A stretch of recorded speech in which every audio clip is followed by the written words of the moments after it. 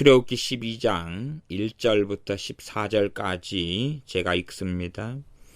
여호와께서 애굽 땅에서 모세와 아론에게 일러 가라사대 이달로 너희에게 달의 시작 곧 해의 첫 달이 되게 하고 너희는 이스라엘 회중에게 고하여 이르라.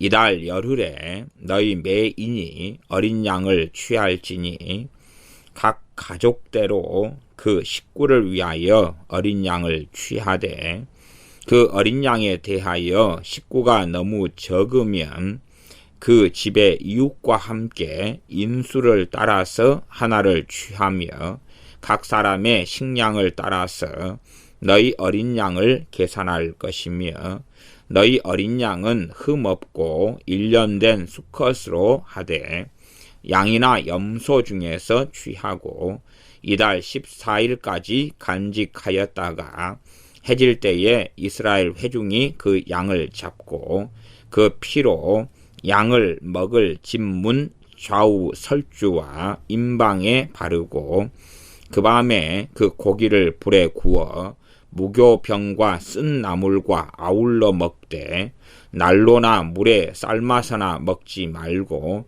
그 머리와 정강이와 내장을 다 불에 구워 먹고 아침까지 남겨두지 말며 아침까지 남은 것은 곧 소화하라.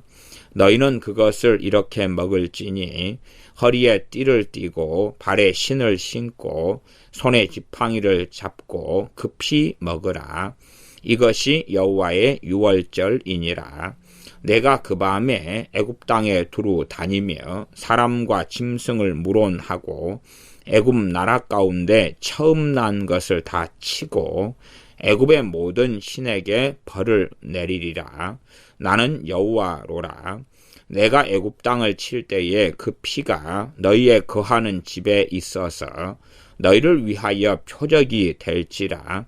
내가 피를 볼 때에 너희를 넘어가리니 재앙이 너희에게 내려 멸하지 아니하리라. 너희는 이날을 기념하여 여호와의 절기를 삼아 영원한 규례로 대대에 지킬지니라. 아멘. 출애굽기 12장은 마지막 10번째 재앙과 연관되어 있는 유월절이 나와 있습니다. 12장 13장까지가 전체적으로 10번째 재앙 그리고 유월절로 이어집니다. 유월절은 우리가 아시다시피 우리 주 예수 그리스도의 십자가의 죽으심을 예표하는 가장 놀라운 절기가 되어집니다. 12장 1절부터 말씀을 읽어가면서 함께 살펴봅니다. 12장 1절 여호와께서 애굽 땅에서 모세와 아론에게 일러 가라사대 이달로 너희에게 달의 시작 곧 해의 첫 달이 되게 하고 12장 1절에서 모세와 아론에게 하나님께서 함께 말씀하시면서 또한 모세와 아론에게 함께 이 이스라엘 백성들에게 알려서 가르치라 그렇게 말씀하고 있습니다. 12장 3절도 보면 너희는 이스라엘 회중에게 고하여 이르라 그렇게 말씀의 대상이 모세와 아론이 함께 되는 것을 압니다. 마지막 10번째 재앙은 아론까지 포함시켜서 말씀하고 계십니다.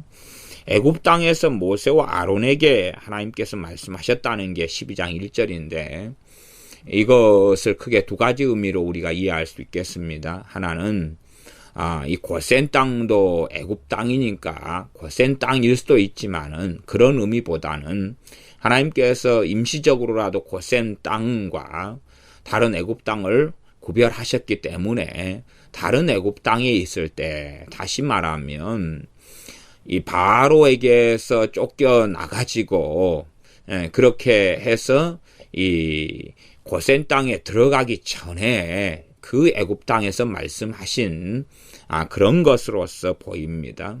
혹은 이제 애굽 땅에 고센이 들어가기 때문에 고센 땅일 수도 있으나 전반적으로는 고센 땅보다는 애굽 땅, 고센에 아직은 이제 들어가기 전에 하나님께서 말씀하신 그러한 것으로 이해할 수 있습니다. 애굽 땅에서 모세와 아론에게 일러 가라사대 모세와 아론 두 사람에게 함께 공히 말씀하시는 것입니다. 대부분의 하나님의 말씀은 모세와 아론보다는 모세에게 말씀하셔서 모세가 아론에게 전달하는 방식을 많이 취하였습니다. 여기서는 직접 10번째 재앙과 관련된 유월절에 대해서 직접 모세와 아론 두 사람에게 같이 하나님께서 말씀하고 계십니다. 12장 2절 이 달로 너희에게 달의 시작 곧 해의 첫 달이 되게 하고 지금 현재 이스라엘 백성들은 일반적으로 이 애굽에서 430년간을 지내었기 때문에 이 날짜나 달력을 이집트 사람들이 지내는 방식을 사용하고 있었을 수밖에 없다. 이렇게 우리가 이해해야지 맞겠습니다. 우리가 잠깐의 이 일본 사람들의 식민지하 속에 살 때에도 우리 전통적인 것과 일본 것이 함께 섞여버리고 말지요. 그럴진데 이 몇 명 안 되는 가령 70명 혹은 72명이 애굽 땅에 들어왔는데 그들이 그들만의 전통과 문화를 어디서 계승하고 발전시킬 만한 것은 별로 없겠지요. 오히려 애굽 땅에 들어와서 애굽 사람들과 완전히 동화되지는 않지만 그들의 문화나 관습 같은 것을 받아들이고 살 수밖에 없습니다.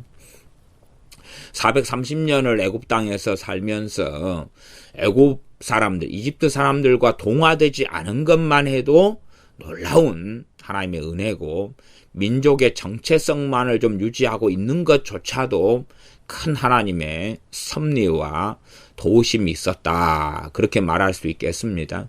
어떤 민족이 다른 민족 강대국 속에 들어가서 430년 지나버리면 그들과 완전히 동화되는 것은 자연스러운 일입니다.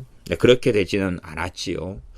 그렇게 이제 이 원력법, 달력법을 쓰고 살아왔는데 하나님께서 특별하게 이제 이스라엘 너희는 이 달력을 달리해야 된다고 말씀하고 계십니다. 이집트에서 살아왔으면서 계산했던 달의 방식이 아니라 이제는 지금 현재가 너희의 달의 첫 달이다 라고 말씀하십니다. 그래서 12장 2절에 이 달로 너희에게 달의 시작 곧 해의 첫 달이 되게 하고 달의 시작이 바로 달이 12달이면은 시작달이 첫 달이지요. 시작달이고 그 다음에 같은 말로는 1년의 첫 달이고 시작달이며 1년의 첫 달이 되게 해라. 정확하게 이 달이 1월 1일 우리식으로 한다면은 그렇게 시작하라는 건지 아니면 당시에 이집트가 예를 들어서 한 6월 3일이었다 그러면은 그것을 1월 3일로 바꾸라는 건지 그까지는 정확하고 명확하게 나와 있지는 않습니다. 그래서 말씀이 중요한 부분을 빼놓고는 자세한 모든 사정을 다 전하고 있지는 않습니다. 최소한도로는 이달로 그 달이 몇 월 달인지는 잘 몰라도 너희에게 달의 시작 곧 해의 첫 달이 되게 해라. 첫 달의 중심은 유월절, 여호와의 절기인 유월절을 지키면서 시작합니다.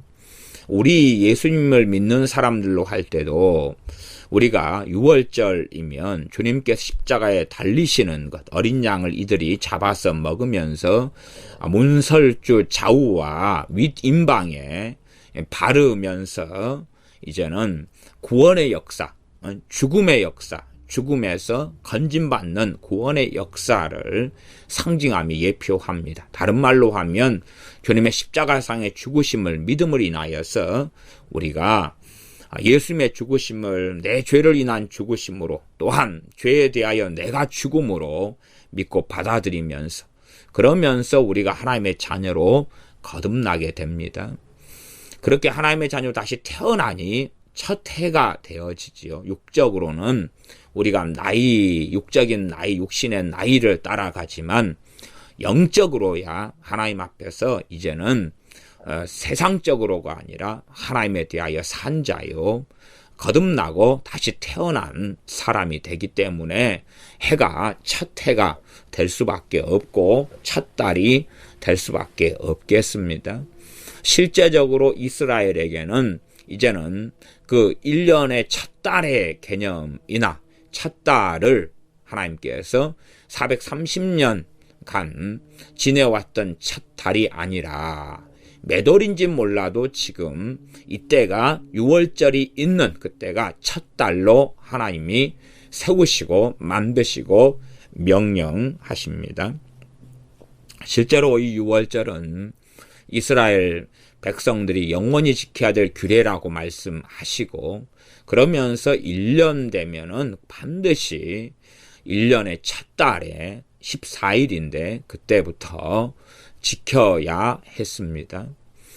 마찬가지로 이 6월절은 구원의 사건을 우리에게 보여주고 예표하는데, 예수 믿는 사람들이 구원의 감격을 잃어버려서는 안 되고, 주님의 십자가의 죽음과 주님의 부활하심과 또한 다시 오심의 전체적인 것, 본질적으로 주님이 죽으심으로 우리가 살아나고 구원받은 이 사건에 대하여 최소화하는 6월절 절기를 통하여 이스라엘 백성들이 계속하여 자자손손이 기억하고 다시 상고하기를 하나님이 원하신 것처럼 우리 예수를 믿는 사람들도 반드시 자주 우리의 구원에 주신 하나님의 은혜에 대하여 다시 되새김질하고 상고하는 것이 주님을 믿는 신앙생활의 가장 중요한 이 밑거름이 되어질 겁니다. 그래서 12장 14절을 보면, 너희는 이날을 기념하여 여호와의 절기를 삼아 영원한 규례로 대대에 지킬지니라. 대대에, 그 말은 그 당대 때만이 아니라 그 다음 세대,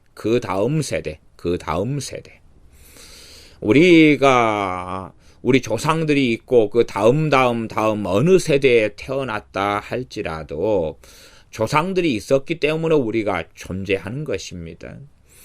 그리하고 조상과 우리는 한 가지 핏줄을 통하여 흘러내려오는 것이지 절대 우연이나 무관한 것이 아니라고 하나님께서는 항상 말씀하고 계십니다. 그러하지 우리는 인간적이고 어리석게 항상 가정하면서 우연하게 태어났다, 우연하게 이 집안에서, 우연하게 부모에게서, 우연하게 해서 이렇게 저렇게 하지만 결코 어느 나라, 어느 민족, 어느 부모에게 태어나는 것이 하나님의 놀라운 섭리와 역사하심 속에서 우연이라는 것은 없기 때문에 단지 내 조상들의 문제로서 어떤 죄가 끝나는 것이 아니라 우리에게로도 계속 이어져 올 수밖에 없고 그 책임을 질 수밖에 없습니다.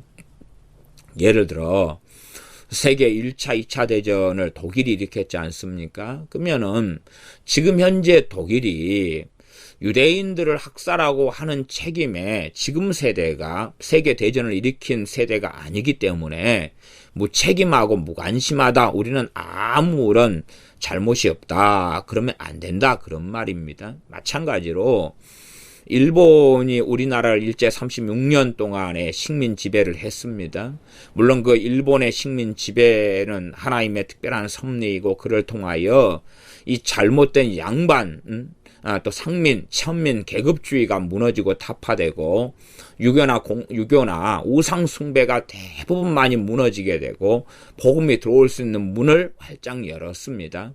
그럼에도 불구하고 일본 사람들의 악함과 잘못됨은 또한 그들이 책임을 져야 하는 면이 있습니다.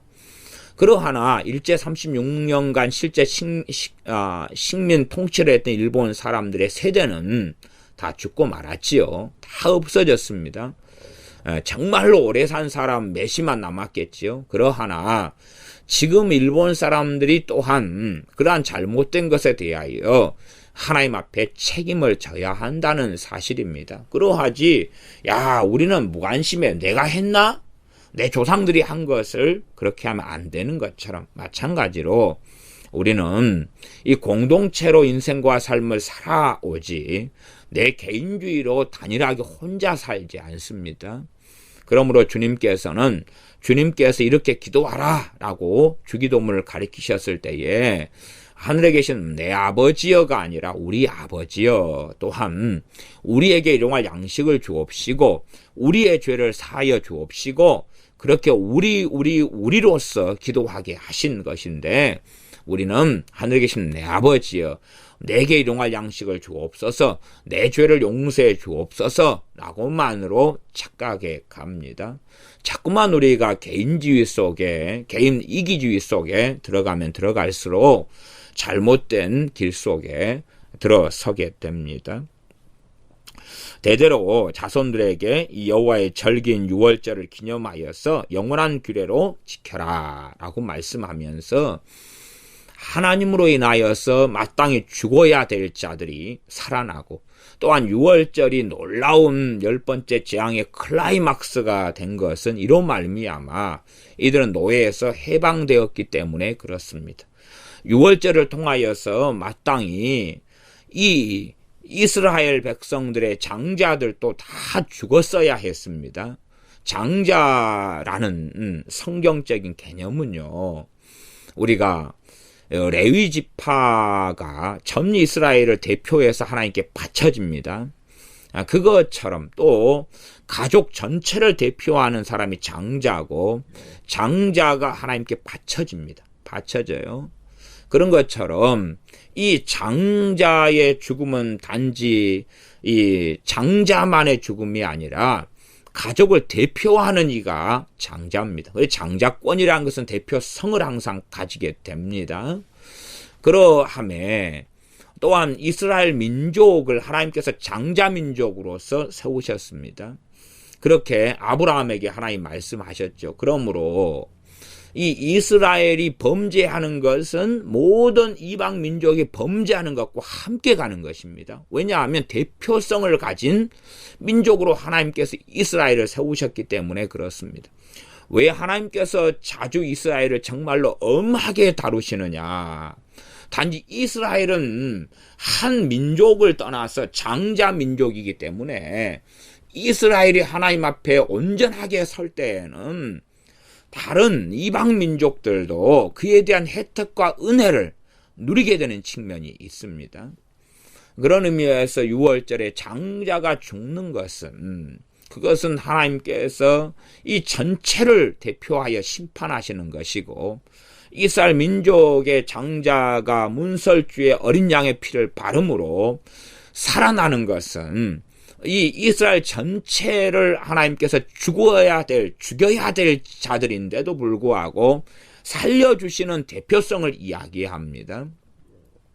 우리가 성경에서 이 남자 여자 할 때 대표적으로 남자에 대해서만 이야기를 하면서 여자까지 대표하지 않습니까? 영접하는 자고 그 이름을 믿는 자들에게 하나님의 자녀가 할 때 주로 아들이 되게 하는 이야기를 성경은 계속해야 합니다. 그러나 딸을 포함하지 않는 이야기가 아니라 남자가 여자를 함께 대표하여서 하는 이야기고, 첫 아담이 대표하여서 범죄하고 모든 인류가 함께 범죄하는 것이고, 나중 아담 되신 주님께서 대표하여서 우리의 죄를 짊어지고 십자가에 죽으신 것입니다. 장자의 죽음은 단지 장자의 죽음만이 아니라 이스라엘 백성 전체나 가족 전체를 대표하는 죽음과 삶이고, 애굽 사람들의 장자의 죽음도 마찬가지입니다. 그러한 대표성의 원리를 6월절의 장자의 죽음, 애굽 사람들의 장자의 죽음, 바로 왕의 장자의 죽음 등을 통하여 이해할 수 있습니다. 당시에 바로가 안 죽은 것은 바로가 장자가 아니었기 때문에 그렇다는 것을 우리가 생각해 볼 수가 있겠습니다. 그러나 바로의 장자는 죽지요. 이게 한 집안에도 주로 몇 대가 함께 살아가니까 정말로 많은 사람이 죽어나갈 것입니다. 할아버지가 장자면 할아버지가 죽고, 아버지가 장자면 아버지가 죽고, 자기 집에 장남이 죽고, 그러니 소위 말하면 종갓집 같은 경우는 뭐 우수수수 죽어나가겠죠. 증조 할아버지가 살아계신데 그분도 장자다 그러면 그냥 한 4명이 다 한 집안에 죽을 수도 있습니다. 그렇게 장자는 가족을 대표하고, 그리하여서 히브리서 같은 경우는 히브리서 12장에 나오지요. 이 에서가 세속화되어져서 그래서 이 장자권을 팥죽 한 그릇에 파는 자가 되었다. 너희는 그런 자들이 되지 말라라고 심각하게 경고하면서 이 회개할 기회를 구하여도 다시 회개할 기회를 얻지 못했다. 에서는 그렇게 말씀하고 있습니다. 그러므로 장자권이나 장자라는 것은 단순한 의미 이전에 하나님 앞에서 서는 영적 의미를 깊이 있게 가지고 있습니다. 13절 너희는 이스라엘 회중에게 고하여 이르라. 이달 열흘에, 이제 그 달이 1년의 첫 달이 되지요. 6월절이 있는 그 달이 첫 달이 되고, 그 달 열흘에 너희 매인이 어린 양을 취할지니 각 가족대로 그 식구를 위하여 어린 양을 취하되, 매인이 그 말은 각 사람이, 각 사람인데 이 각 사람이 어떤 각 사람입니까? 가족을 대표하는 각 사람이 되겠지요. 그래서 한 사람당 어린 양을 한 마리씩 취하는 건 아니고 합당하고 합리적으로 하나님께서 말씀하고 계십니다. 각 가족이 먹을 수 있는 그런 양으로서 어린 양을 잡아야 하는 것을 말씀합니다. 언제 어린 양을 예비하고 준비해야 되냐 그러면 그 첫 달로 하나님이 지정한 그 첫 달에 10일날, 열흘이 그 열흘에 그 말은 10일날을 이야기합니다. 이달 열흘에, 그 달이 이제 첫 달로 이스라엘은 보내는데 열흘입니다. 그러니까 1월 10일이 되죠. 1월 10일. 1월 10일에 너희 매인이 어린 양을 취할지니 각 가족대로 그 식구를 위하여 어린 양을 취하되. 4절 그 어린 양에 대하여 식구가 너무 적으면, 가족이 이제 한 서너 명밖에 없으면 어린 양 한 마리가 너무 많은 거죠. 그럴 때는 가족을 합치라 그 말이, 합쳐서 한 마리를 이제 나누어서 먹을 수 있는 정도의 식구를 합치라 그 말입니다.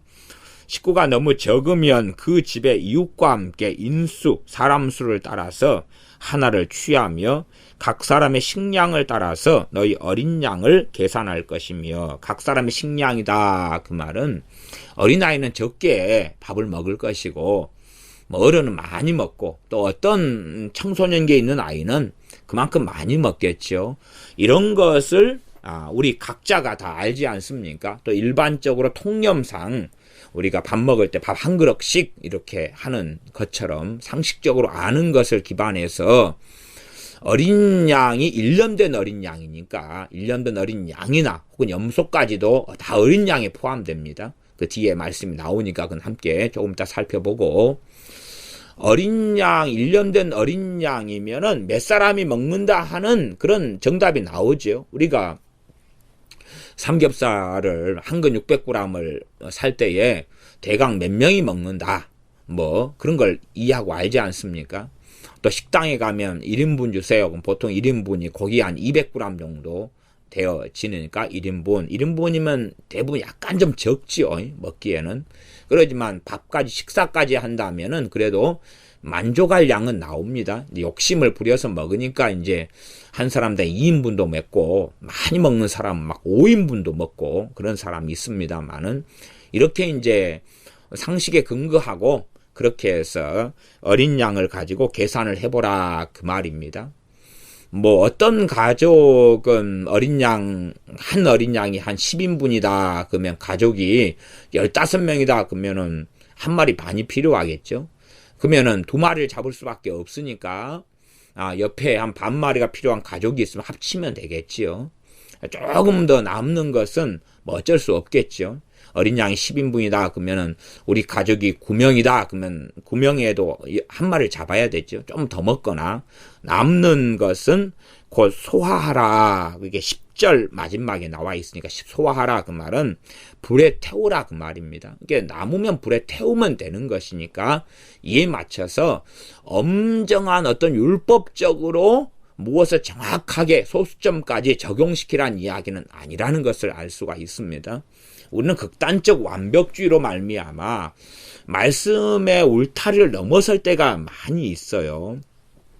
과거에 주님께서 이 땅에 오셨을 때에 안식일을 지키라는 10계명 4번째 계명을 가지고 이 바리새인 서기관들 같은 사람들은 극단적으로 넘어가 버렸어요. 극단적으로 넘어가서 율법에 더 중요한 바 인과 의와 신은 버려버리면서 이걸 더 엄밀하고 엄격하게 적용하기 시작했는데 문제는 사람의 어떤 상황이 정말로 많은 다양한 일들이 벌어진다는 것입니다. 다양한 일들마다 도대체 어떤 것이 안식일을 어기는 것이느냐, 그리고 법률 조항을 끊임없이 만들어 가야 됩니다. 그러하면 뭐 지금같이 직업이 굉장히 많을 시대라면은 너무 복잡해질 것 아닙니까? 과거에 안식일을 어긴 사람은 농사꾼 같으면은 뭐 벼이삭을 만지면은 농부가 일을 한 거다. 그러니 안식일 어긴 거다. 여자들은 바느질이 주업 중에 하나니까 여자가 바늘을 만지고 실을 만지면 그 여자는 안식일 어긴 거다. 이렇게 된 거예요. 또 농부와 농사가 낫을 손에 잡으면 또 터치하고 닿으면 그러면은 안식일 어긴 거다. 이런 식으로 이제 확장해 가니까 지금은 우리가 컴퓨터 프로그래머가 컴퓨터만 주일에 만져버리면 그런 식으로 말하면 주일을 어긴 거다. 이렇게 되겠죠. 그다음에 컴퓨터가 주업이 아닌 경우는 만져도 큰 문제가 없을 거고 하는 식으로 지금같이 직업이 많고 다양화된 사회가 되면 안식일을 지킨다는 이 법 자체가 정말 황당무계한 일이 벌어지고 맙니다. 하나님께서는 그런 극단적인 완벽주의 그런 것으로서 말씀하고 계시지 않다는 것을 6월절 어린 양을 어떻게 잡아라 하는 것을 통하여 우리가 살펴볼 수가 있습니다. 하나님 말씀인데도 유도리가 있다. 그 말 유도리가 있다. 참 이게 신비로운 것입니다. 우리가 하나님 말씀 무하고 정확하고 하나님 말씀을 정확히 지켜야 됩니다. 지켜야 되는데 그럼에도 불구하고 상당히 이 하나님께서 허용하시는 이 범주들이 있다는 사실입니다. 이러한 것은 전에 이 아론의 첫째, 둘째 아들이 다른 불을 하나님께 드리다가 죽임을 당한 날에 그날에 이제 이 하나님께 드리는 제물을 화목제물 같은 걸 먹어야 되는데 그런 제물을 먹지 않고 불에 태워버렸습니다. 태울 때에 모세가 화가 나서 너희 자식들도 그 짓을 하더니 아론 당신도 하나님의 명령을 어기면서 그 짓을 하느냐라고 책망할 때에 우리가 내 자식들이 이렇게 악한 일을 해서 죽었는데 어떻게 이 재물까지 하나님 앞에 먹을 수 있냐고 그래서 불에 태웠다고 그렇게 하니까 모세가 인정해 주었습니다. 그런 것처럼 상당한 이런 유도리가 있지요. 다시 말하면 다윗 때의 이 진설병, 하나님께 바쳐진 진설병 제사장만 먹는 것인데 다윗하고 함께한 소년들이 배가 고프는 이때에 진설병을 받아가지고 먹었는데 이것을 하나님께서는 말씀을 어기고 율법을 어기고 안식일을 어겼다고 보는 게 아니었다 그 말입니다. 이런 것처럼 참으로 하나님 말씀은 엄정하고 하나님 말씀의 순종을 요구함에도 불구하고 그에 대한 상당한 이 유도리란 말이 실제로 뭐라 그럴까요? 여지가 있다. 영어로는 룸이 되겠죠. 룸. 그 여지가 있다는 것을 우리가 살펴볼 수가 있겠습니다. 12장 5절 너희 어린 양은 흠없고 일련된 수컷으로 하되 양이나 염소 중에서 취하고 양이나 염소도 뭘로 집어넣습니까? 어린 양으로 집어넣습니다. 그러니까 어린 양이 대표성을 띠고 있는 것입니다. 어떤 집은 양이 있겠지만 어떤 집은 일련된 어린 양이 없을 수 있잖아요. 그러면은 염소로 대신할 수 있는 것입니다. 염소 대신할 수 있어요. 여기에서 뭐 양의 영적인 의미, 염소의 영적인 의미까지 나가는 것은 너무나 오버돼서 나가는 것 같습니다. 양은 좋은 품성을 가지고 있고 염소는 좀 뭐 뿔나가지고 안 좋은 품성을 가지고 있다. 그게 아니라 염소도 정결한 짐승에 들어갑니다. 그래서 아사셀 염소 같은 우리가 절기나 말씀들을 살펴보면 이해할 수가 있겠습니다. 그래서 어떤 가정은 이 양이 일련된 흠없는 순양이 있을 것이고 어떤 가정은 규모가 작아서 없을 수 있잖아요. 그러면은 염소로 대신하는 게 가능했습니다. 우리나라 같은 경우는 양을 키우는 데는 거의 없지요. 거의 없고 드물고 대부분은 염소를 키웁니다. 그래서 염소가 시골 같은 데는 집을 나가고 그리 되면 그래서 야생에서 염소가 참 많이 자라는 섬들도 있습니다. 그런 어떤 아시는 분 이야기 들어보니까 염소가 탈출해가지고 야생으로 나가지면 어마어마하게 염소가 빨리 불어난대요. 근데 그 사람은 자기만의 노하우를 가지고 야생으로 풀어놨다가 그다가 그 염소를 이렇게 꼬셔가지고 잡는 방법이 있더라고요. 울타리를 쳐놓고 거기에 염소를 이렇게 쫙 꼬시면 염소가 다 들어오면 그때 이제 또 잡아가지고 파는데 한 마리에 그래도 한 기본적으로 한 70만 원, 뭐 40만 원, 50만 원 이렇게 받고 이번에 어디 산장에 가니까 염소 한 마리 잡아주는데 70만 원 이렇게 하더라고요. 70만 원이다 가격이 붙여 있더라고요. 한 4, 50만 원 이렇게 뭐 요즘에는 받나요? 좀 더 되나 모르겠습니다. 그래서 우리나라 같은 경우는 염소를 키우죠. 그것처럼 각 가정마다 형편이 다르니까 지금 어린 양 6월절인데 어린 양은 대표성이고 염소까지를 포함하고 있습니다. 그렇게 하나님께서는 굉장히 사람들의 입장과 형편과 처지를 지금 살펴봐 주고 계시는 것입니다. 괜히 그냥 우리 식구는 몇 명 되지도 않는데 어린 양이나 염소를 잡아가지고 그냥 태반이 남아버린다면 다 불태워야 되겠죠. 얼마나 그러면은 좀 비합리적입니까? 하나님 진리의 말씀은 절대 불변합니다만은 하나님께서 이 말씀을 적용시키실 때에 각 사람 형편과 처지를 이해하시면서 적용시켜 주시는 것을 알 수가 있습니다. 하나님은 정말로 공의로우시지만 인자로우시며 사랑하시며 공의를 행하시는 것을 알 수가 있습니다. 그래서 양이나 염소 중에서 어린 양을 취한다. 염소인데도 어린 양으로 지금 보는 거예요. 어린 양으로 대표성을 가집니다. 그래서 5절은 흠없고 일련된 수컷 어린 양. 이 어린 양이 우리 주님을 예표하고 있습니다. 그래서 어린 양 대신 예수 그리스도 또 세례 요한이 보라 세상 죄를 지고 가는 하나님의 어린 양이로다 말씀합니다. 1년 된 어린 양이다. 그래서 우리 주님께서 한 살이셨다. 그건 말이 안 되죠.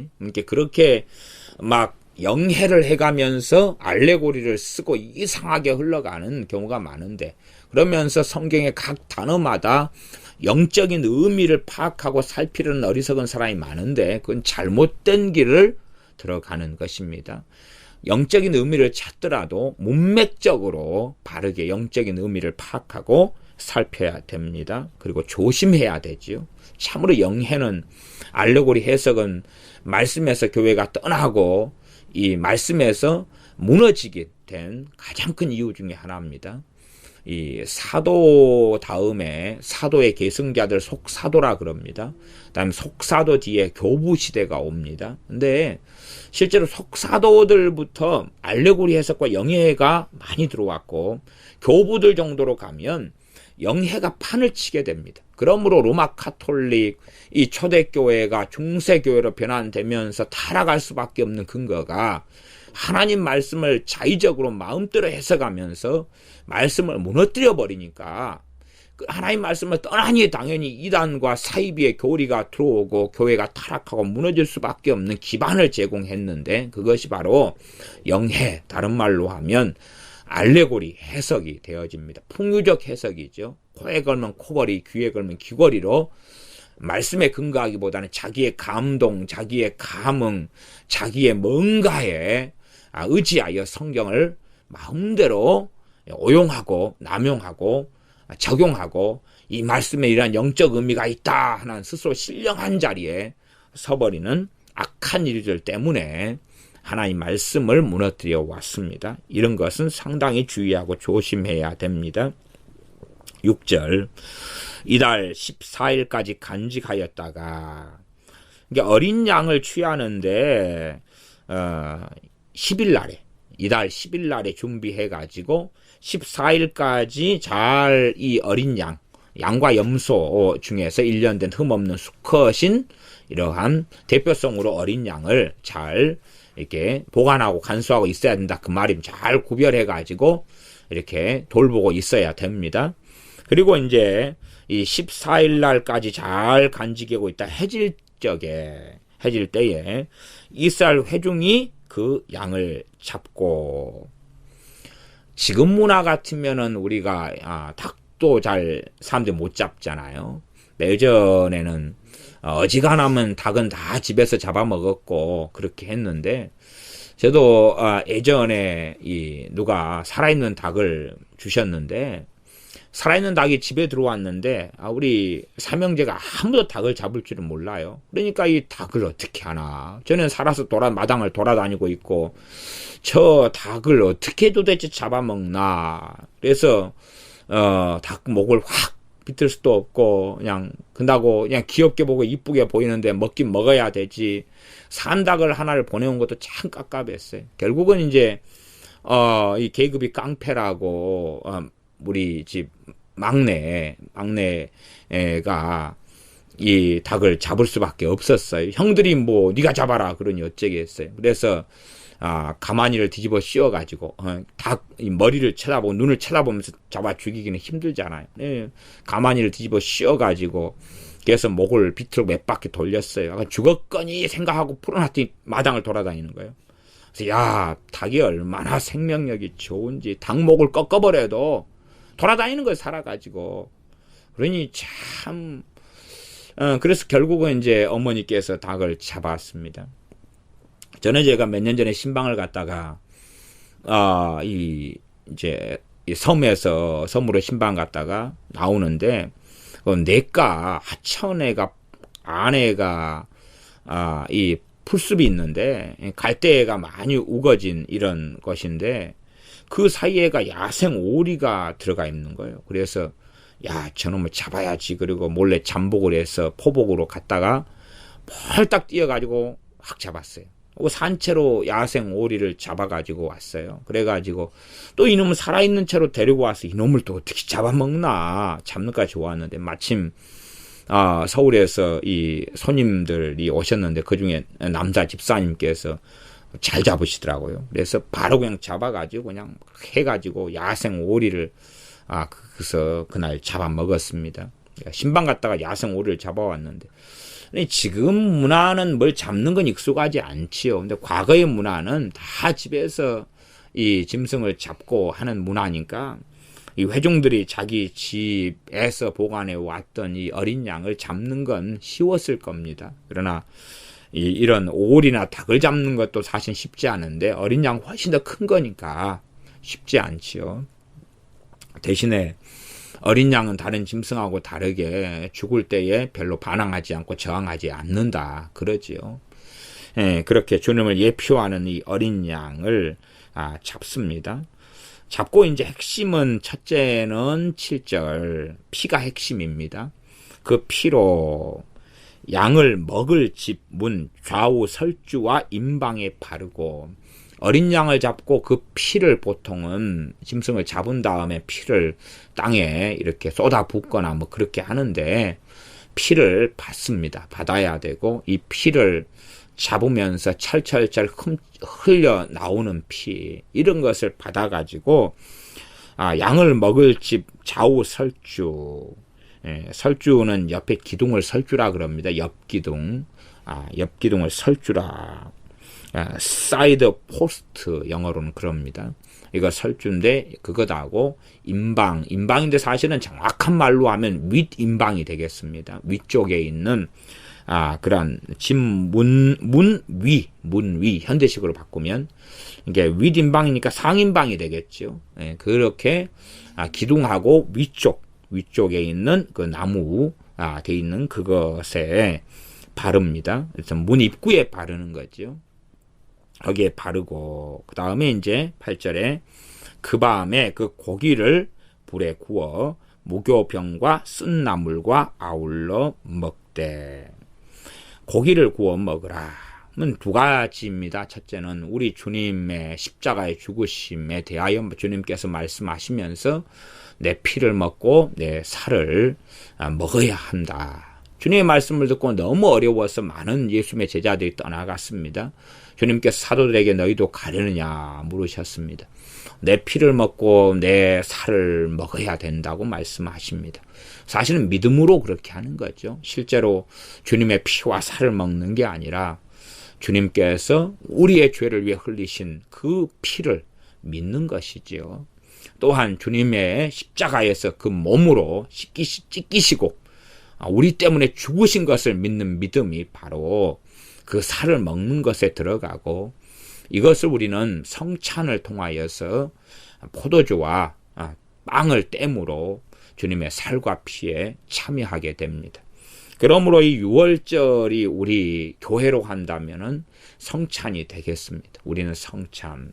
이들은 1년의 첫 달에 14일부터 이제 6월절을 지키고 그 다음에 이어서 7일 동안 무교절을 지킵니다. 누룩 없는 빵을 먹는 것이지요. 우리는 성찬을 행합니다. 성찬을 행하면서 주님의 죽으심을 기념하고 주님의 죽으심을 증거하고 전하는 것입니다. 우리의 죄를 위하여 죽으심을 증거하고 전하는 것, 반드시 이러한 것이 있어야 됩니다. 유감스럽게 신앙생활을 오래 하다 보면 또한 교회가 전통적이 되어져 갈수록 이 성찬이 매너리즘에 젖어 들어가고 성찬의 의미가 퇴색될 때가 너무나 많습니다. 하나의 형식으로, 하나의 종교 의식으로 전락되고 맙니다. 그러나 성찬을 통하여 주님의 피에 참여하고 주님의 살에 참여하고 십자가의 은혜와 영광에 참여하는 것이 되어져야 됩니다. 이 6월절 사건을 통하여 이들은, 이스라엘 백성은 해방되게 됩니다. 해방되게 됩니다. 우리는 성찬을 통하여 우리가 죄에서 해방된 것을, 또한 사망에서 해방된 것을 기뻐하고 찬양하며 예배하며 경배해야 됩니다. 우리 자신이 이뻐서나 잘나서나 똑똑해서 거룩해서가 아니라 하나님의 주권과 하나님의 은혜로 인한 것입니다. 하나님의 말씀에 일련된 어린 양을 잡으라. 누구 대신입니까? 각 가정, 각 식구들, 각 사람들 대신이었습니다. 우리가 멸망받아 지옥에 가야 되는데 누구 대신 주님께서 죽으셨습니까? 우리가 지옥 가야 되는 것, 우리가 영원한 심판받아야 되는 걸 대신하여서 주님께서 죽으셨습니다. 그러므로 우리가 멸망받고 죽어야 될 그 자리에 주님이 돌아가시고 고난을 당하시며 순환을 당하셨음에 이것을 자주 기억하고 상기하는 것은 정말로 중요합니다. 그러므로 이 6월절 절기를 여호와의 절기라 해서 영원히 대대로 지킬지니라 말씀하십니다. 그러므로 우리가 성찬을 행할 때에 참으로 대대로 지켜야 되고, 성찬을 행하면서 종교적인 껍질을 다시금 벗고 나를 위하여, 우리를 위하여 대신하여서 십자가에 죽으신 어린 양 대신 주님께 감사하며 찬양하며 어린 양을 보내신 전능하신 아버지 하나님께 찬양하고 예비하며 경배해야 됩니다.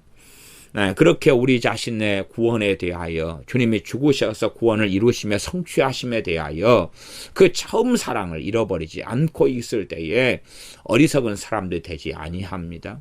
유감스럽게 에베소 교회 같은 경우는 성찬은 계속 행하였을 것입니다만은, 그러나 처음 사랑을 잃어버린 것은 그들이 행했던 성찬의 경우가 오히려 매너리즘에 젖어 들어가고 무의미하게 되어져 버렸다는 것을 우리가 추측해 볼 수가 있습니다.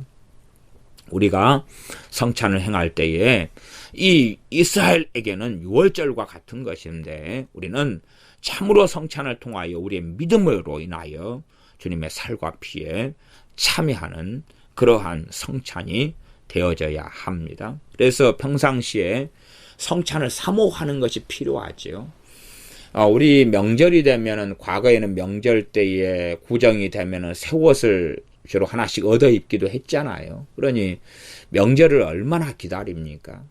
또 추석 때 같은 명절을 얼마나 기다립니까? 지금이야 이제 너무나 모든 게 풍족하고 우리 자녀들은 잘 먹고 잘 살고 평상시에도 용돈을 받고 살아가고 명절 땐 더 큰 용돈을 받으니까 그렇지만은 그러나 이기적이 되니까 그냥 친척집 또 어른께 방문하고 인사하는 것 자체를 별로 좋아하지는 않습니다. 기껏해야 돈 받는 것 하나만 좋아해서 가려고 하지 그러지 다른 것에 대해서는 별로 좋아하지는 않지요. 그러나 과거에 못 살고 없는 시대 때는 이 명절을 얼마나 고대하고 기다렸습니까? 그러니 우리가 명절을 고대하고 기다리는 옛날의 세대처럼 참으로 여호와의 절기인 유월절을 유대인들은 고대하고 사모했어야 되고 마찬가지로 우리는 우리의 절기가 성찬입니다. 성찬을 하는 것이 절기입니다. 그게 기독교 절기지요. 물론 성찬을 1년에 2차례를 하거나 혹은 뭐 한 달에 한 번을 할 수도 있고 그리스도의 교단 같이 모일 때 주일마다 한 번씩 할 수도 있겠습니다만은 성찬을 하는 것이 구약으로 한다면 여호와의 유월절을 지키는 것이고 그리고 주님의 십자가를 증거하는 것이고 우리 자신이 주님의 피와 주님의 죽으심에 참여하는 것이 됩니다. 그러므로 성찬은 우리에게 정말로 중요한 절기입니다. 그러므로 우리가 성찬을 사모해야 한다 그 말입니다. 이스라엘 백성 유월절을 전하고 유월절의 의미가 무엇인가 유월절을 고대하고 유월절 때 하나님께서 명령하신 대 유월절을 지키는 것은 그들과 하나님과의 관계에 있어서 마땅히 하나님의 은혜를 하나님 상고하고 얼마나 자신들이 비참하고 고통스럽게 살아왔는데 노예에서 해방시켜 주시며 더군다나 하나님 백성으로 삼아 주시는 그 말할 수 없는 은혜를 상고하는 것입니다. 왜 자손 대대로 해야 되겠습니까? 하나님께서 해방시켜 주지 않았다면 자손 대대로 노예로 태어났을 것 아니겠습니까? 그런 것처럼 마찬가지입니다.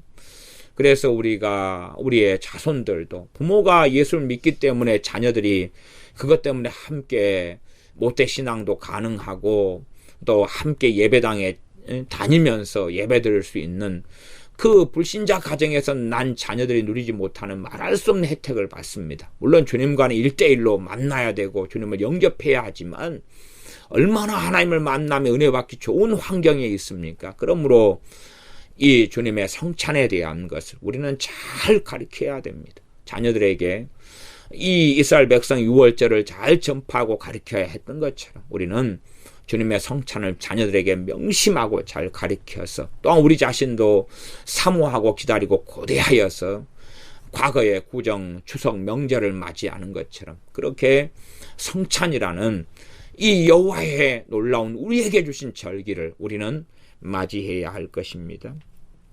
7절은 그 피로 양을 먹을 집 문 좌우 설주와 임방에 상임방이죠. 바르고 8절 그 밤에 그 고기를 불에 구워 무교병과 쓴 나물과 아울러 먹되 불에 구워서 먹으라. 무교병과 쓴 나물과 아울러 먹되 무교병은 누룩이 들지 않은 빵을 이야기합니다. 떡이라 우리식으로는 떡이라 그러고 서구식으로는 빵이라 그러죠. 좀 이 무교병 같은 경우가 빵이라 그러기도 애매하고 떡이라 그러기도 애매한 것입니다. 예. 그래서 빵이라 그래도 맞고 떡이라 그래도 맞습니다. 근데 실제로는 좀 빵에 가까운 것이죠. 그래서 일단은 빵으로 우리가 이해하면 좋겠습니다.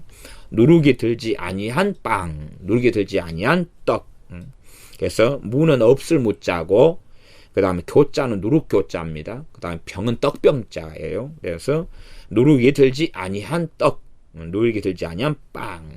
복음이 우리에게 전파되었을 때 우리는 아직 빵 문화가 아니기 때문에 지금 같으면 빵으로 성경을 번역했을 겁니다. 영어도 bread 이렇게 돼 있는데 지금이 아니라 과거에 선교사님들이 복음을 가지고 왔고 그때는 떡 문화였기 때문에 떡으로서 이해해야지 우리의 이해가 좀 더 쉽기 때문에 그렇게 했었습니다. 그래서 무교병 누룩을 넣지 말고 누룩을 넣지 않는데 누구를 넣으려면 발효를 시켜야 되는데 발효시키려면 시간이 필요하잖아요. 근데 너무나 급박한 상황을 이야기합니다. 너무나 급하니까 빵은 먹어야 되는데 배가 고파서. 그런데 이것이 주식인데 누룩 넣어서 발효시킬 시간이 없다 그 말이에요. 바로 거기서 반죽해가지고 발효시키지 못하고 바로 그렇게 구워서 먹는 것을 무교병이라 그럽니다. 그 다음에 쓴 나물과 아울러 먹어라. 쓴 나물이 이야기하는 것은 이들이 노예로 살면서 비참했던 삶을 상기하는 것이 쓴 나물입니다. 쓴 나물을 안 먹고 이제는 맛있는 만남 나물을 먹어도 되겠지요. 그러나 쓴 나물을 먹으면서 비참함을 상기하는 것입니다. 그래서 저도 고민하는 것 중에 하나는 그런 것입니다. 쓸데없는 고민이기도 하지만은 성찬식 포도주를 갖다가 굉장히 쓰게 신맛이 나는 포도주를 주님이 마셨잖아요. 그런 것처럼 이 쓴 나물과 비견할 정도로 아주 쓰게. 그럼 포도주에 뭘 넣어야지 정말로 쓰게 될까? 일반적으로 쓰게 되려면 싸구려 포도주는 씁니다. 비싼 고급 포도주는 부드럽다는 이야기도 있고 아니면 달찍하다는 이야기도 있습니다. 포도 같은 경우도 이 싸구려가 좀 단맛이 덜하지요. 주님께서 이 땅에 오셔서 낮고 천한 인간이 되셔서 흠모할 모양도 없고 그리고 사람들이 볼 때 사랑할 만한 것이 없는 모습과 모양으로 오신 것처럼 그렇게 고난의 길을 걸으신 것을 보여주는 게 쓴 나물이지요. 우리의 죄악된 길과 우리의 삶을 대신하여 주님께서 쓴 나물같이 쓰디 쓴 고난의 길, 십자가의 길, 골고다의 길을 걸어가셨고 그러므로 우리가 비참한 죄인의 상태, 노예의 상태 이것이 쓴 나물로 비견이 또 되는데 여기에서 우리를 해방시키신 것이니 이스라엘 백성이 자꾸만 고통스러울 때는 화장실 들어가기 전에는 몸을 비비 꼬면서 화장실만 갔다 오면 소원이 없겠다 하지만 화장실만 갔다 오면 이제 그것이 해결되었기 때문에 또 다른 많은 소원들을 가지게 되지요. 그렇게 사람 입장이 자꾸만 바뀌니까 그러지 않도록 다시금 이 노예 생활했을 때를 상기시키는 주님께서 상징들과 음식들을 사용하십니다. 최소한 한 번으로는 잘 안 되니까 이런 무교본과 쓴 나물 같은 것을 이 15절부터 12장 15절부터 20절까지에는 이러한 무교병을 7일 동안 계속하여 먹어야 된다. 사실 무교병은 누룩이 들지 않고 말하자면 베이킹 파우더가 들지 않은 부풀지 않은 빵은 정말 맛이 없습니다. 맛이 없어요. 부풀어야지 부들부들하고. 그런데 과거에 이 맛없는 이런 빵, 흑빵이라 그럽니다. 그런 게 이 유럽에는 있는데 아주 딱딱해가지고 이빨로 깨물어지지도 않고 입속에 겨우 부러뜨려가지고 넣으면은 침을 통해서 살살 녹여야지만이 겨우 먹어지는 것이 그런 것이 있습니다. 이게 우리 지금 건빵보다 훨씬 더 그냥 한 10배 이상 못한 거예요. 이런 것. 그래서 우리가 누룩을 넣지 않은 상태, 부풀지 않은 상태에서 꾸게 되면 그 상태로 딱딱하게 돼버려. 딱딱한 그런 것을 이제 억지로 먹어야 됩니다. 우리 건빵이야 얼마나 맛있게 잘 만들어졌어요. 그거랑 비교할 수 없는 것인데 우리는 참으로 그냥 잠깐 한 끼 먹어버리면 얼마나 까먹기 쉽습니까? 그러니 무교병은 일주일 동안 먹어야 돼. 일주일 동안. 아이고 이 맛없는 것 그러면서 맛없는 것을 탓하거나 그런 문제가 아니라 그러한 비참한 인생을 하나님의 은혜가 아니었으면 어린 양 되신 주님이 아니셨으면 영원히 살았을 것이라는 것입니다. 물론 이 땅에서 나그네 인생 80인생에 영원히 80인생 동안은 계속 살았을 것이고 나아가서 이 땅의 생애가 마친 다음에는 더 그것과는 상상할 수 없는 영원한 심판 속에 들어갔어야 하는 것에서 해방시키신 주님을 오히려 이 무교정을 먹으면서 쓴 나물을 먹으면서 상기하고 어린 양을 잡아서 그 피를 이 좌우 문 기둥과 위에 바르고 그리고 그 고기를 먹으면서 다시금 돌아보며 감사하며 경배하며 찬양하며 주님의 의 속에 주님의 살과 피를 속에 들어가고 참여하는 그런 시간으로 다시금 보내야 됩니다. 다시 처음 사랑으로 돌아가며 하나님을 찬양하며 예배하는 경배하는 마음을 회복해야 되는 것이 여호와의 유월절입니다. 여호와 하나님께서 세우셨다 해서 여호와의 유월절이다. 그렇게 12장 11절은 이야기합니다. 이것이 여호와의 유월절이니라 말씀하지요. 9절 난로나 물에 삶아서나 먹지 말고 그냥 어린 양을 먹는데 하나님의 정하신 방식으로 먹어야 되는 것입니다. 하나님의 자기의 방식으로 구원을 이루는 게 아닙니다. 하나님의 정하신 방식이에요. 난로도 먹을 수 있겠죠. 또한 물에 삶아서 먹을 수 있죠. 삶아서 먹는 방식이 샤브샤브 아닙니까? 샤브샤브를 나는 좋아하는데요. 하나님 그게 아니라 구워 먹어 무조건 구워 먹어. 구워 먹어야 돼라고 말씀하시는 것입니다. 이것을 영해로 또한 알레고리로 뭐라 할 수도 있겠지만 굳이 그럴 필요성 자체를 느끼지 못합니다. 사람의 방법, 우리의 인본적인, 우리의 합리적인 방법. 하나님, 나는 생회를 좋아합니다. 그러니 나는 회로 먹으랍니다. 안 돼. 저는 샤브샤브로 먹으랍니다. 안 돼. 구워 먹어. 그것이 내 방법이야. 구원은 하나님의 방법으로 가능한 거지 사람의 방법으로 되는 것이 아닙니다. 난로나 물에 삶아서나 먹지 말고 그 머리와 정강이와 내장을 다 불에 구워 먹어라. 하나님 저는 내장 싫어하는데요. 구워 먹어. 제가 이번에 어느 산장에 가서 닭구이를 먹었더니 내장도 이렇게 주면서 내장도 구워 먹게 하더라고요. 그래서 내장 구워 먹을 때 좋아하는 사람도 있더라고요. 저는 별로 사실 육식을 별로 안 좋아하기 때문에 뭐 닭구이든 뭐든 뭐 별로 특별히 좋아하지는 않거든요. 채식을 주로 좋아하기 때문에. 어쨌든 내장을 싫어하는 사람도 있어요. 제가 닭도 안 좋아하는데 내장까지 왜 좋아하겠어요? 더 싫어하지요. 근데 그러니 육식을 좋아하는 사람도 내장을 싫어하는 사람도 있겠지요. 그러나 하나님의 방법은 내장도 다 불에 구워 먹어야 된다는 것입니다. 10절 아침까지 남겨두지 말며 아침까지 남은 것은 곧 소화하라. 그러니까 밤에 이제 먹기 시작해가지고 어쨌든 간에 다 먹으라 그 말이에요. 다 먹어라. 그런데 불가피하게 다 못 먹을 수도 있잖아요. 너무 양이 많고 가족 수는 적어가지고 이럴 때는 다 곧 소화하라 그 말은 불에 태워라 그 말이에요. 아침까지 남아있는 건 불에 태워라. 근데 하나님 명령이 내장도 구워 먹으라 그랬는데 먹기 싫다고 안 먹을 수도 있잖아요. 그까지의 내용들은 나와 있지 않습니다. 어쨌든 핵심은 좌우 문설주와 임방에 바른 피로 인하여서 하나님께서 살려주시는 건데 그러나 하나님 관계는 참으로 이렇게 순종해야 되는 것인데 사람들이 피만 이렇게 바르고 대강 자기식으로 했을 수도 있잖아요. 그런 내용은 지금 생략되어 있습니다. 심지어 샤브샤브로 먹어버린 사람 그러면서 피를 바른 사람은 구원 받을까 못 받을까 죽었을까 살았을까 장자가 뭐 이런 고민까지 할 필요는 없다 그 말이에요. 저는 일단은 일반적으로 문지방에 피를 발랐을 때는 살았을 거다 생각합니다. 그러나 하나님과는 바른 관계가 되지는 않았겠지요. 하나님께서 명령하신 대로 순종해야 하는 것입니다. 내장을 싫어하더라도 구워 먹으라 하면 꾸역꾸역 먹어야지요. 먹어야지. 그렇게 해야 됩니다. 나는 싫으니까 싫은 걸 왜 하나님은 먹으라 그래? 싫어. 그건 안 된다 그 말이에요. 순종하면서 먹어도 이제 안 되는 경우에는 이제 아침에는 다 불에 태워가지고 없애라까지 말씀하십니다. 주님의 몸을 예표하고 상징하는 이 어린 양 또 혹은 염소를 다 먹거나 태워버리는 것입니다. 그렇게 주님의 구원이 온전한 구원이고 또한 주님만으로 살 수 있는 것을 보여주지요. 11절 너희는 그것을 이렇게 먹을지니 단지 이제 또 하나님의 조건은 굉장히 많습니다. 근데 이러한 조건은 이스라엘 백성을 위해서 그런 것입니다. 이것 때문에 그들이 구원받는 건 아닙니다.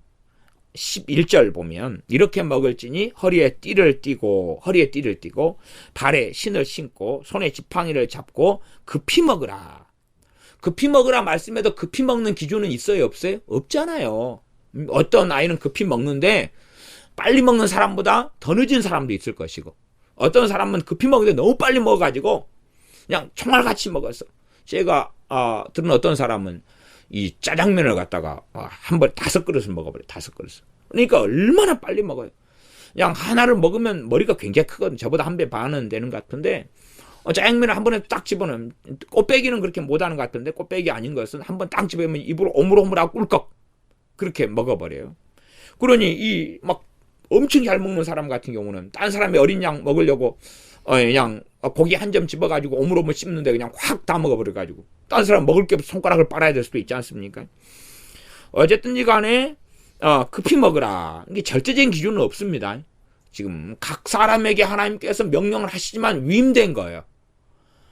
지팡이를 손에 잡고 그럴 때에 첫째는 집안의 대표가 가장이고 그러니까 가장이 지팡이를 잡지 일반적으로 여자들이 지팡이 잡고 안 지내고 어린아이들이 지팡이 잡고 안 지냅니다. 그래서 각자가 이 말씀을 듣고 어린아이도 다 뭐 3살짜리도 지팡이를 막 짚고 이제 먹어야 될 수도 있지만은 그렇게 보기엔 좀 어렵지요. 최소한은 지금 남자들, 성인 남자들과 가장들을 중심으로 하는 말씀이고 이것을 엄격하게 어떻게 적용했을까까지 가면 복잡한 문제가 됩니다. 이것까지는 각 사람의 신앙이고 각 사람의 양심이고 각 사람 믿음으로 저는 보여집니다. 그런 6월절에 대해서도 이 가변적인 요소가 굉장히 많은 것이에요. 유도리가 아주 많은 것입니다. 절대화시켜서 말하기 어렵습니다. 1살짜리 어린아이가 손에 지팡이 잡을 수 있어요? 없어요? 좀 곤란하죠. 신발은 부모가 신길 수 있고 띠는 띄울 수 있어요. 그러나 갓난아이가 신발을 신고 급히 먹을 수 있어요? 갓난아이가 이빨도 없는데 어린 양 먹을 수 있어요? 못 그러잖아요. 그러니까 그런 식으로 절대화시키는 건 굉장히 곤란한 것입니다. 최소한은 가장들, 집안의 어른들, 남자, 20살 이상의 성인 남자들 이런 기준으로 하고 대표성도 적용되었을 것이다. 그러나 뭐 10살짜리가 하나님의 명령을 들은 다음에 하나님을 경외하는 경우는 10살짜리도 신발을 신고 지팡이를 짚고 허리에 띠를 띠고 그렇게 먹었어야 되죠. 허리에 띠를 띈다는 것은 뭐냐 하면 지금같이 허리띠나 혁대나 아니면 좋은 옷의 문화가 발달하지 않았기 때문에 이 천으로 만드는 옷이 있어서 띠를 두르지 않으면 호룩 다 내려가 버리니까 그래서 움직이고 활동할 때는 허리에 띠를 두른 다음에 그렇게 움직였기 때문에 움직이기 전에 하는 모양입니다. 이사하고 이동하고 일하러 가고 할 때의 모양이 허리에 띠를 두르는 것입니다.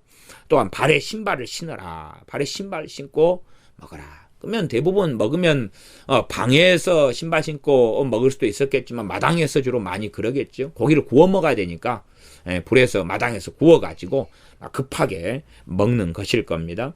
손에 지팡이를 또 잡아라. 그렇게 명령에 순종할 수 있는 사람은 다 그렇게 해야 되지요. 하나님 관계는 1:1의 관계입니다. 그러나 이 갓난아이 어린아이들까지는 어떻게 어렵지만은 하나님을 경외하는 사람들은 다 그렇게 남자든 여자든 했었어야 된다라고 저는 봅니다.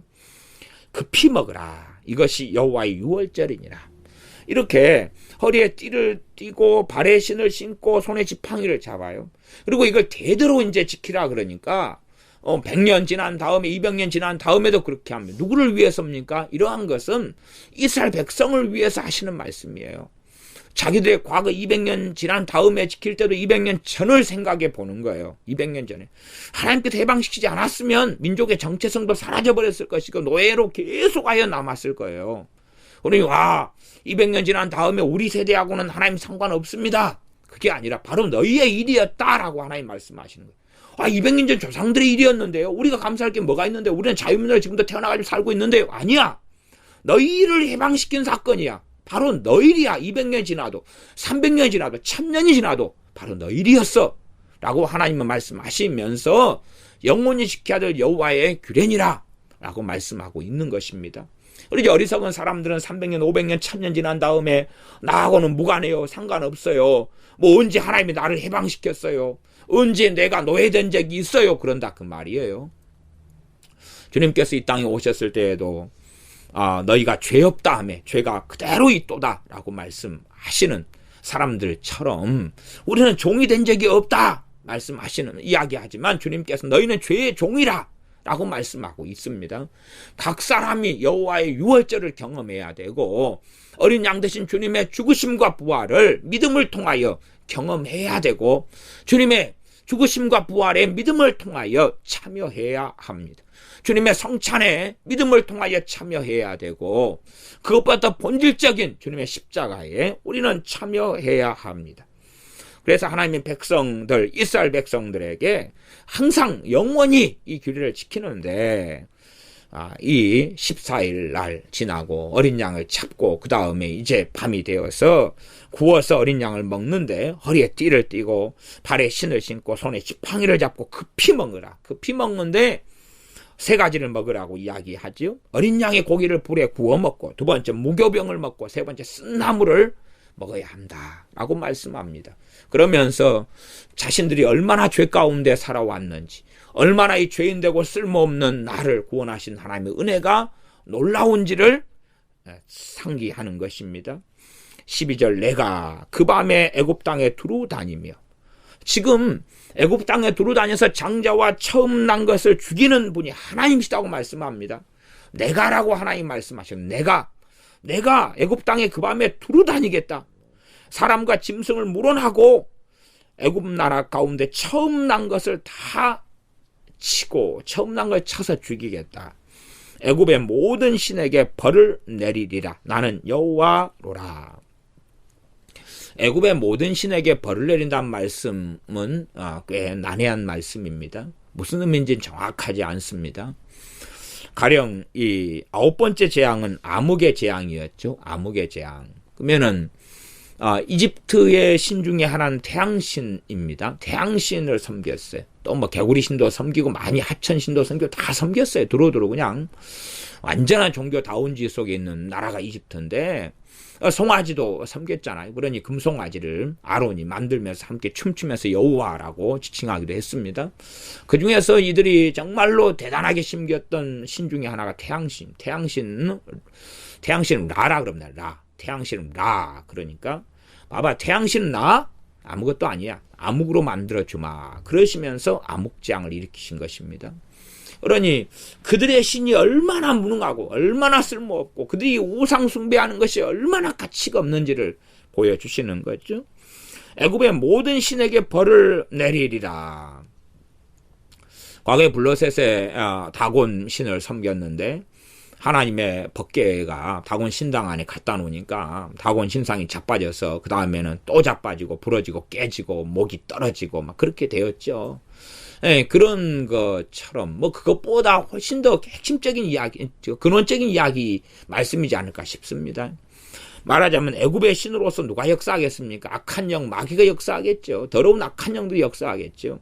아마 제 개인적인 생각에는 그들이 무적행에 갇히거나 함께 그들도 심판을 받는 것을 포함시키는 말씀으로 저는 생각합니다. 그러나 실제로는 해석하기가 상당히 난해한 말씀이 되겠습니다. 애굽의 모든 신에게 벌을 내리리라. 나는 여호와로라. 신이라고 일컫는 자들이 하나님 앞에는 아무것도 아니다 그 말이에요. 지금 이 말씀을 누구에게 전달하고 있냐 그러면 이스라엘 백성에게 전달하는 말씀이에요. 이스라엘 백성들이 자기들도 굉장히 종교다운지 속에 젖어 있습니다. 이스라엘 백성 노예생활 430년 하는 가운데 하나님만을 마음을 다하여 섬긴 적이 한 번도 없습니다. 이들은 지금도 어마어마한 우상을 섬기고 있습니다. 그러니 금송아지 같은 사건이 왜 일어납니까? 그들이 아직도 송아지를 섬기고 있기 때문에 그럽니다. 그건 에스겔서 말씀을 통하여서 얼마나 이집트 안에 살면서 우상 숭배를 심각하게 했는가를 에스겔 강해에서 본문을 통하여 살펴보았었습니다. 그런 것처럼 이들은 아직도 단지 전능하신 여호와 하나님께서 전 세계 신들 가운데 그냥 한 분의 신이다라고 생각하는 거죠. 종교다운주의 무서운 점은 신이 요런 신, 불교에는 부처님이 계셔, 이슬람교에는 알라 신이 계셔, 기독교에는 하나님이 계셔, 또 저기 가면 힌두교에는 송아지 신이 계셔, 이런 식으로 생각하는 거예요. 골고루 이 신도 계시고 저 신도 계셔. 바다에는 포세이돈도 있고 바다에는 또 누구 용왕님도 계시고 아니면은 물에는 또 하천에는 하천 누구 신이 계시고. 그래서 일본 같은 데는 자동차 신도 있대요. 요즘에는 컴퓨터 신도 있고 계속 만들어가는 거예요. 신들을. 옛날에는 참 무서운 신 중에 하나가 변소신이었어요. 변소신. 변소에 가면 이게 빠져 죽는 사람이 많고 그러니까 똥떡이 오르고 그러니까 변소신에게 열심히 또 빌고 기도하고 별게 다 있었어요. 지금 일본이 그렇습니다. 그런 것처럼 전 세계적으로 무수히 많이 신이라고 일컫는 존재가 있었고 심지어 하나님의 자녀들조차도 그렇습니다. 실제로요. 정말 많은 사람들이 요즘에 자식 이름 지을 때 다시 샤머니즘으로 많이 믿는 사람도 돌아가기 때문에 장명가한테, 무속인한테 자식 이름을 짓는 경우가 아주 많아요. 아주 많아요. 얼마나 예수 믿는 사람이 그게 참된 신앙입니까? 또한 믿는 사람의 토정 비결 엄청 봅니다. 엄청 봐. 토정 비결 요즘 신년이다 하고 신년 운세 토정 비결 예수 믿는다고 하는 집사, 잡사, 먹사, 목사를 먹사라 그럽니다. 하여튼 뭐 이런 사람들 무수하게 토정 비결을 봅니다. 왜? 그들 뱃속 안에 종교 다원주의가 들어가 있기 때문에 그러는 거예요. 그러나 하나님께서는 이스라엘 백성에게 그걸 철폐하라고 말씀하시는 거예요. 지금 애굽의 모든 신에게 벌을 내리겠다. 아무것도 아니다 그것들은 라고 말씀하시는 선포기도 합니다. 오직 신중에 유일한 신은 나밖에 없다고 말씀하시는 거예요. 나밖에 없다. 스스로 거하시는 분은 나밖에 없다는 것이 신의 흉내를 내는 것이 더러운 악한 영들인데 그것은 하나님의 피조물이었다가 하나님을 배신하고 타락한 자들일 뿐이고 하나님 때문에 그들도 존재하게 된 것이지 스스로 존재하시는 분은 전능하신 여호와 하나님밖에는 안 계시다 그 말입니다. 13절 내가 애굽 땅을 칠 때에 그 피가 너희의 거하는 집에 있어서 너희를 위하여 표적이 될지라. 피가 문 설주에 문 인방에 발라질 때에 그 피가 표적이 될지라. 내가 애굽 땅을 칠 때에 하나님 말씀하세요. 하나님은 심판하시는 하나님이시며 또한 심판하시는 가운데 긍휼과 은혜와 구원을 베푸시는 하나님이십니다.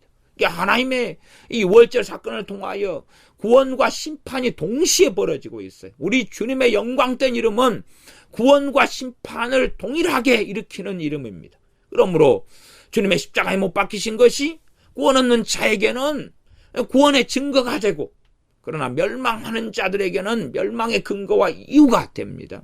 우리 주 예수님의 이름은 너무나 위대하고 놀라운 이름이지만 주님의 이름은 바로 심판주의 이름이기도 하여서 주님을 통하여 하나님을 섬기거나 믿지 않는 자들에게는 영원한 멸망과 진노가 이루어지는 이름이 우리 주 예수님의 이름입니다. 하나님께서 친히 애굽 땅을 치신다 말씀하시고 그 피가 너희의 거하는 집에 있어서 너희를 위하여 표적이 될지라. 내가 피를 볼 때에 너희를 넘어가리니. 누구 피입니까? 우리 피가 아닙니다. 어린 양의 피입니다. 구원의 근거가 우리의 피가 아니라 우리의 행위가 아니라 어린 양 대신 우리 주님의 흘리신 피가 됩니다. 주님의 생명이, 주님의 권한이, 주님의 흘리신 피가 우리를 구원하는 것이지 우리의 의로운 행위가 우리를 구원하거나 거듭나게 하는 것이 아닙니다. 내가 그 피를 볼 때 너희를 넘어가리니 재앙이 너희에게 내려 멸하지 아니하리라. 14절 너희는 이날을 기념하여 여호와의 절기를 삼아 영원한 규례로 대대에 지킬지니라. 14절에 영원한이라. 영원한 규례는 규례에는 지키는 절기가 되어지죠.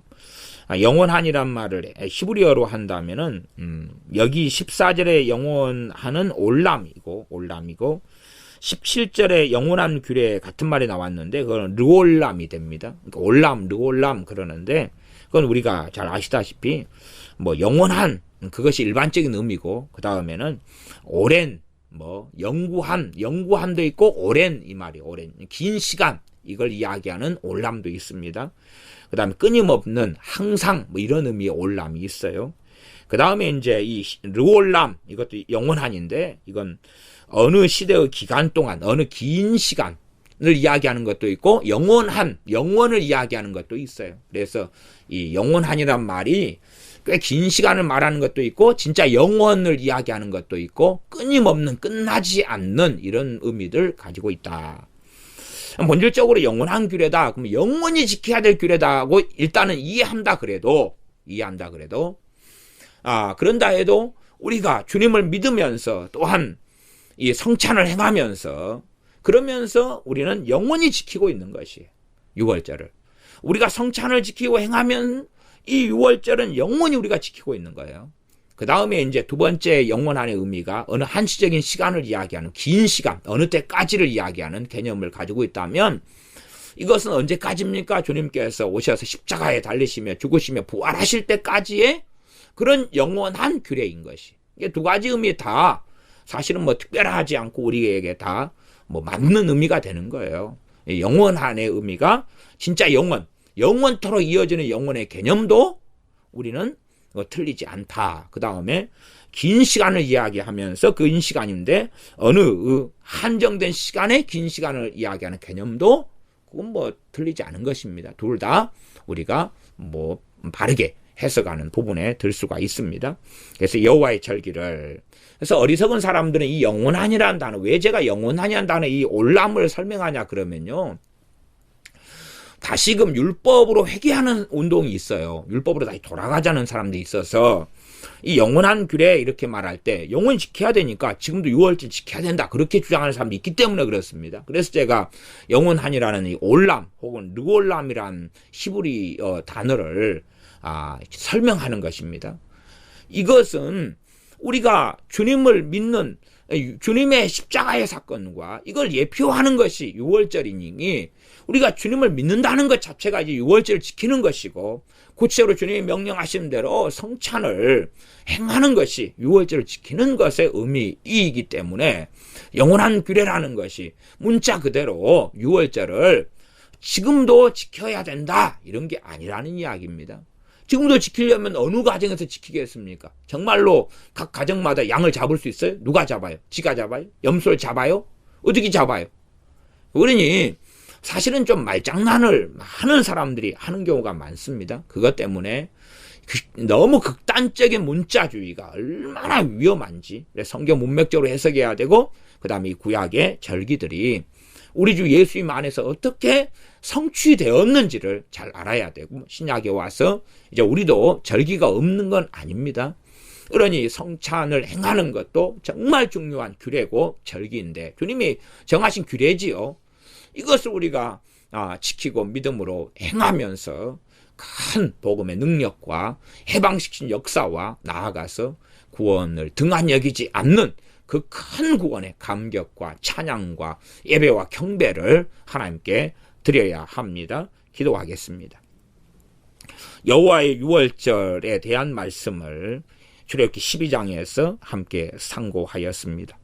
참으로 어린 양 되신 주님께서 우리의 죄를 위하여 죽으심의 피를 흘리시며 그 피로 인하여 우리가 영원한 심판을 받지 아니하고 하나님의 자녀가 되며 구원받으며 또한 죄의 종에서 마귀에게서 해방받고 노임 받게 하신 것을 감사를 드립니다.